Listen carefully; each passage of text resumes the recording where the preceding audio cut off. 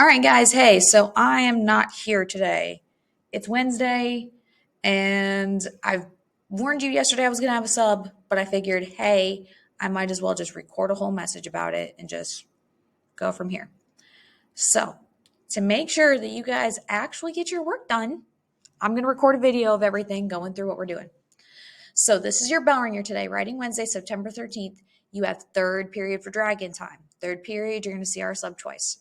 I hope you're good to them. So we're going to explain what's happening in the picture on the left in 2 or more sentences.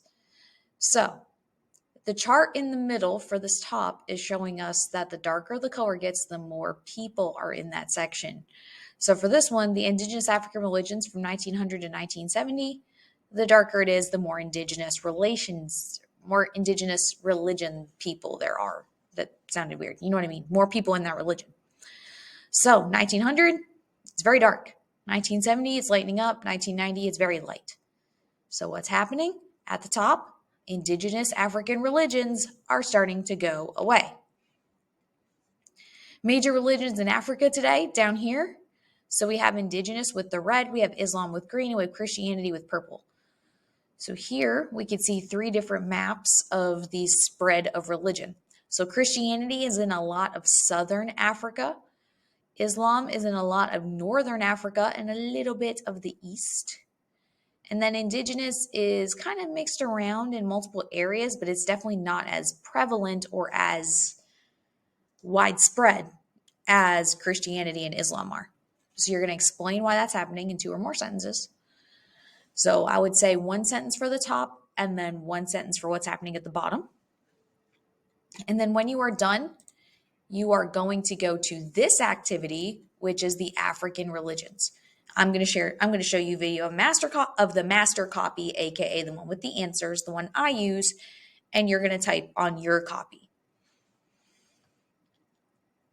So we're going to talk about polytheistic religions, those indigenous religions, and we're going to talk about the Islamic religion as it spreads to Africa. We don't really talk about Christianity in Africa just because we're focusing on West Africa, and that was in South and East. So the standard we're going over today is standard 722. We're going to explain Indigenous African spiritual traditions, aka African religion, including ancestor worship, worshiping those that were our ancestors, people that came before us. Animism, that is the belief that non-living things have souls. So a desk has a soul. Your phone has a soul. Your Chromebook has a soul. So quit dropping them. You're dropping them. Quit that. And the relationship between humans and deities. So the relationship between humans and gods. So our main I can statement for today is to explain Indigenous African spiritual traditions, including ancestor worship, animism, and that relationship between humans and gods or deities. So here we have a map of Africa showing the religions by region. So as we can see, we have Islam a lot at the top in green and a little bit to the east. All right, it also covers up part of West Africa as well. This is a big chunk of West Africa. The purple is Christianity. We aren't talking about that right now. That is down in the south. Hindu, there's a couple little spots of Hindu in some of the islands. However, that's not big widespread. Sorry, Shivam. Sorry, Daria. Just not there. Indigenous religions, those are the religions of the people that have been there for so very long. Those are the pink. And notice there is not a specifically pink spot. It is only stripes. So there is not a dominance. There is not a dominant spot of any of it. It's just spread in with Christianity and Islam. And then you have the one lone Hindu dot over here. So in Africa, the 3 major religions are indigenous religion, Christianity, and Islam. Indigenous religions may include the worship of ancestors, people that came before us, spirits, gods, animals, land, inanimate objects, and natural phenomena. So when they say natural phenomena, they mean stuff like rain. Apologies about that. Had to knock on my door. So few written records exist about the indigenous religions of African spiritual traditions as they were passed on orally by griots.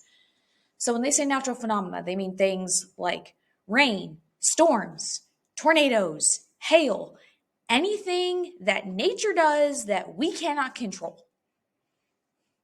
Orally, that is speaking. That is what I am doing right now. That is what you guys do a lot of, which is okay when you're not supposed to be doing something else like working. And then a griot is a singing storyteller used to pass down belief systems through generations. So if you've ever had parents or grandparents telling you stories, they're telling you history, stuff that they've experienced, they're being a griot.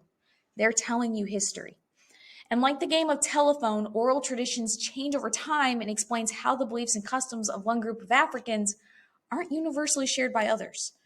Just like how something your side of the family tells you may not be the exact same as the other side of the family tells you. There's a great variety of beliefs and practices in African culture, in the African tradition as well. So we're going to go through the questions. What are the 3 major religions of Africa? Oh man, where are we going to find that? All right, we're going to find it in the reading because I know we have to find it in the reading.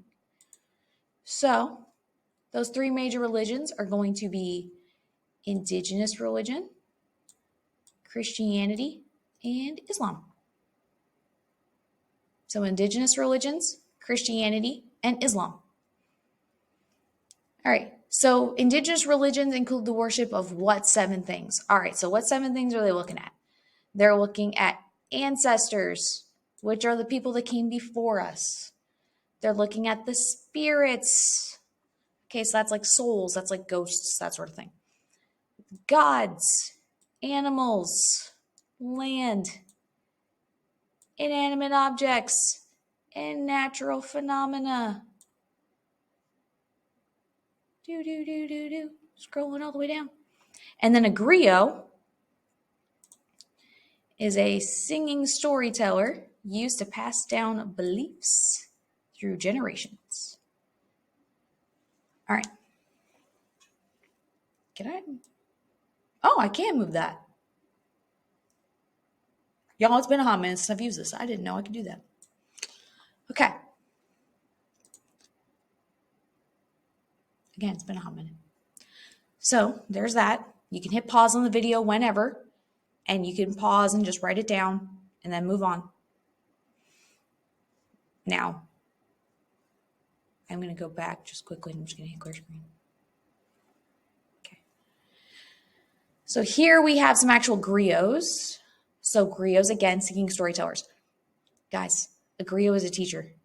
A griot is a teacher. Specifically a history teacher, but they can be any sort of teacher because they're giving you information. But a lot of the times the griots bring in music or acting, things to get people involved. So we have instruments here. This is a kora. This is similar to a guitar, but played differently.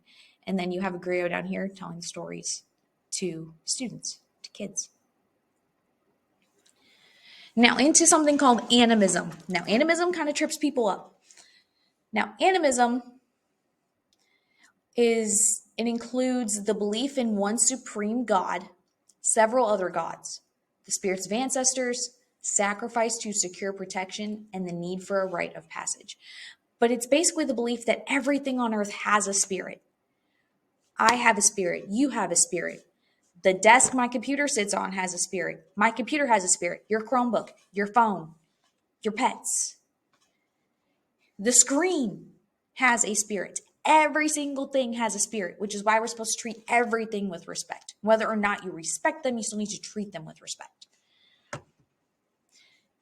Because that spirit can help you or harm you. I know that says of, it should be or. Many Africans believed that the spirits of their dead ancestors, the people in their family that have passed on, grandparents, great-grandparents, that sort of thing, were present on earth and existed in animals or inanimate objects. Inanimate, lifeless. It cannot move on its own. Your cell phone cannot move on its own if it's not on vibrate. Your computer cannot move on its own. Okay? Inanimate, lifeless. Technically, my classroom door is an inanimate object. It moves on its own when it gets unstuck off the floor, but it's still inanimate. It cannot move on its own. These spirits will be called upon for times in help of need or trouble. People would call on these things for help, like how we pray to God.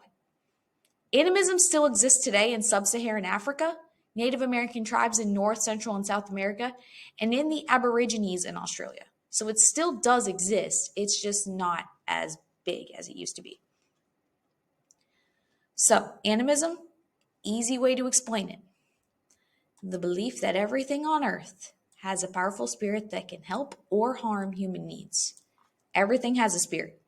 It can help you or it can mess you up. It just depends on how you treat it. All right. So a lot of people, what do they believe happens to their what would happen to their ancestors, their spirits? They believe that the spirits of their dead ancestors were present on earth and existed in animals or inanimate objects. Sort of like the belief in reincarnation, only you might not be able to actually do things. And then inanimate means lifeless. We already have that marked right here.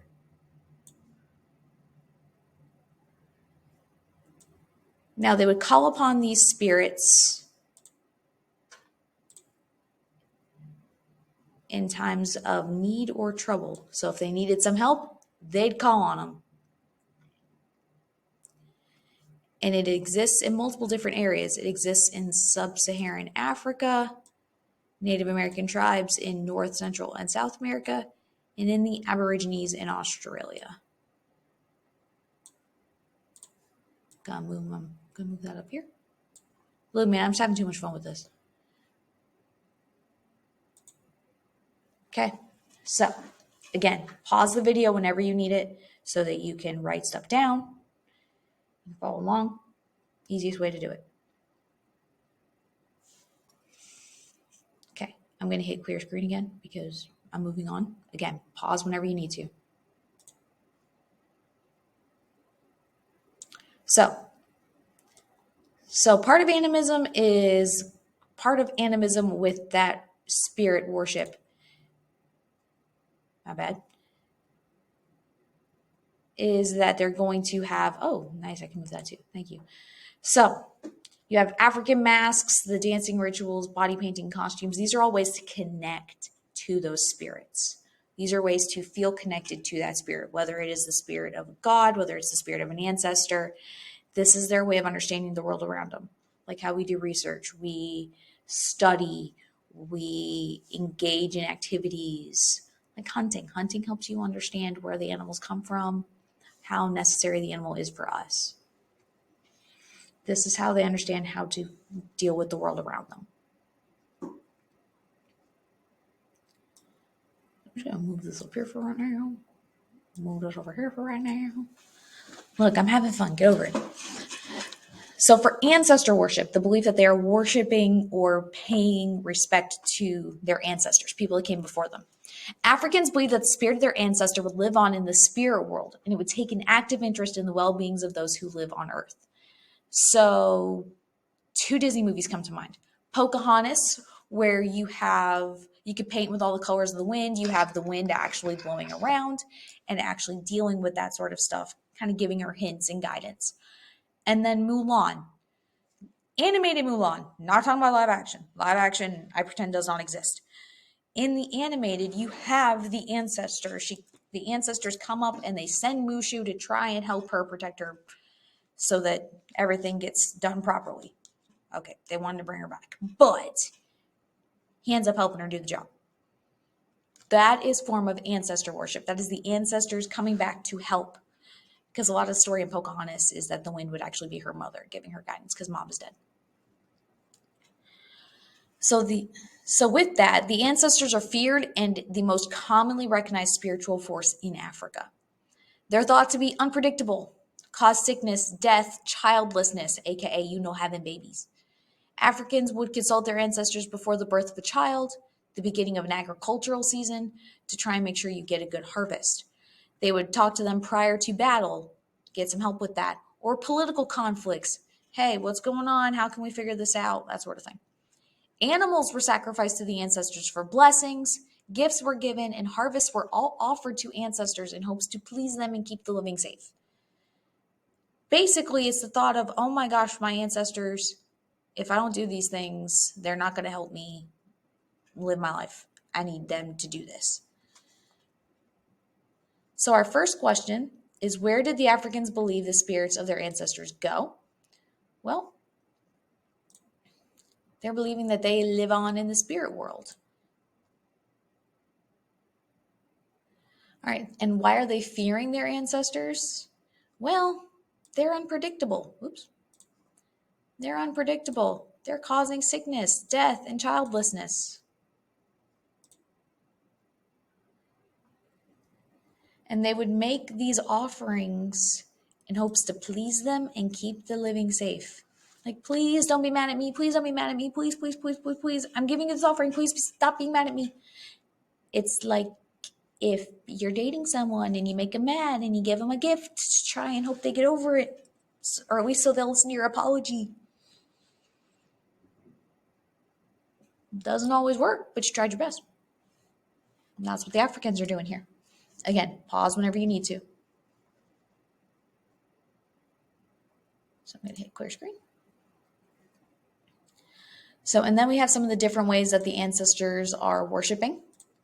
So again, we have the dance traditions. We have the dance traditions happening here. They're giving the tribes are dancing to actually practice ancestor worship, to try and connect with the ancestors, to try and just get them to actually work with them. And hey, please help us. Please make sure we have a lot of food this year so we don't starve. Please make sure that we win this battle. Please help us in dealing with this other political group that wants to take us over. Or something as simple as, hey, please make sure that my child grows up healthy or that my child survives. All right, and then humans and deities. So some early Africans believed in a high God that created the world and governed the universe. So did early Africans believe in a high God? Well, that answer is a very simple yes.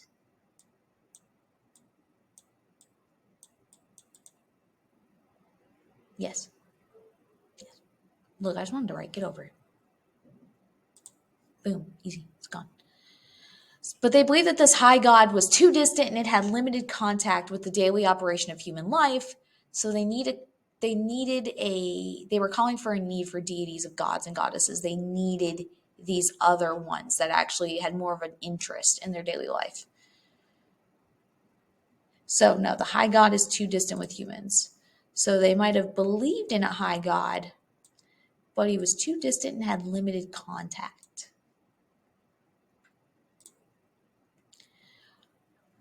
All right. So if they're believing in not just a high God, but gods and goddesses, that means that they are polytheistic. They're worshiping multiple gods. We've talked about that multiple times. So who's controlling the daily life of the humans? Well, the deities control the day-to-day occurrences in human life. So it's going to be the deities. All right, and then deities are lesser gods and goddesses. All right, lesser spirits is where we can find it in the text. Lesser spirits. All right, they could control, it says they could control 4 things. Well, these 4 things, they could control creation, nature, leadership, and agriculture.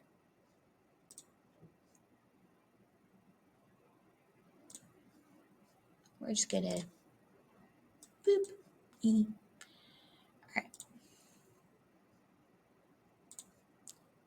So they did creation, nature, leadership, and agriculture.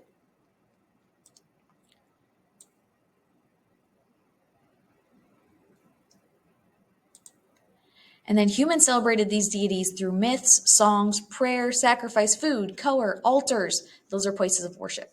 Images, that's pictures, that's paintings, that's anything to make it to where they could see them. Rituals and daily relationships. Pick two. Pick two. All right, so I'm just going to highlight this in red. I'm just going to underline it in red. All right. Pick.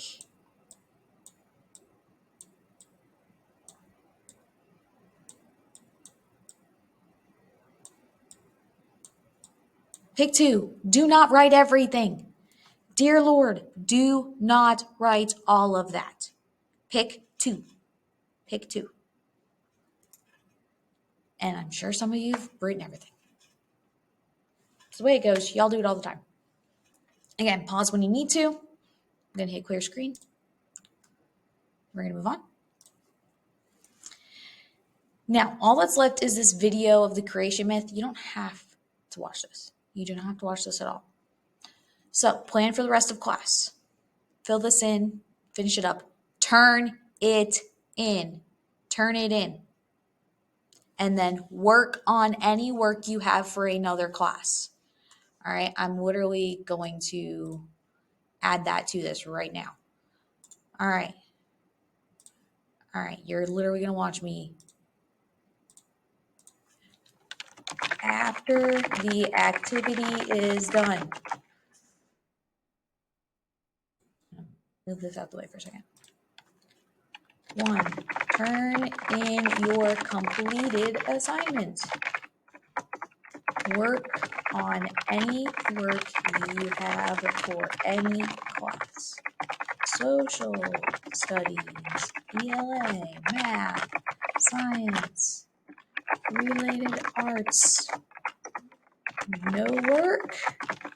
Quietly read. You're not playing games. No games. No moving seats. No talking above a whisper. I can't spell. Whatever. Get over it. Okay. Some of you still haven't finished your test corrections. Some of you still haven't finished the test. We had that on Friday. Come on, guys. Some of you still need to finish up vocab. That's totally fine. But guys, please, please, please, please, please work on any work you have for me or another class. Please, please, please, please. Now, third period, dragon time. Dragon time, dragon time, dragon time. Dragon time work is easy. You could probably do it now and see if the sub will be nice and let you do something else during dragon time. So the dragon time assignment is a 9/11 photo study activity. I know we're past 9/11. I couldn't devote a whole day of class for it. So we had to do dragon time. So we're going to look at each historical photo from 9/11 and answer the questions. You're going to turn it in for a grade. So you're going to look at each picture and they all have the same questions. So the questions are, what is happening in the photo? What story does the photograph tell? So what's happening in the photo, but what story is it talking about? How does it make you feel, and what in the photo is making you feel that day? And why is this an important historical document? Why could we use this picture to help explain the events of 9/11? So this one is one of the towers getting hit by a plane. This second one, I've already had kids asking me about it. This is President George W. Bush. This is one of the members of his staff, one of the people who works for him. He was in a elementary school library at the time. He was reading to students, and he actually was told in the middle of this that they were being attacked. So that's what this picture is. President Bush is being told that we're being attacked. Here we have people seeing the attack happen on the towers. Here we have another aerial shot of both of the towers being hit. Here we have some of the wreckage. And here's a person who was able to survive, but not without getting covered in debris. So again, what's happening in the photo? What story does the photograph tell? How does it make you feel? What about it's making you feel that way? And what is making this picture an important historical document? Why is this something we would use in history to explain what's going on? When you are done with this, turn it in and then work on work you have for me or any other class. For social studies, science, literacy, math, related arts. If you are in WIN, work on System 44, whatever assignment you guys are working on, whatever you use in related arts. If you are ELL, all right, if you have your Rosetta Stone login, awesome, do that. If not, work on Duolingo. Set up a Duolingo account with your school account Put on English. Shoot, regular kids. Create a Duolingo account with your school account. Learn Japanese. Learn Spanish. Learn a new language. You guys can do that. I'm pretty sure it's allowed. Yeah, it should be allowed. I was told to use it. All right, guys. At this point, I'm tapped out. I'm done. I gotta get prepped for the rest of the. I gotta get prepped to go home. Be nice for your substitute. Be good humans. I'm sure you look amazing in your Western wear. Have a fantastic day. I'll see you tomorrow. I promise. Have a great day.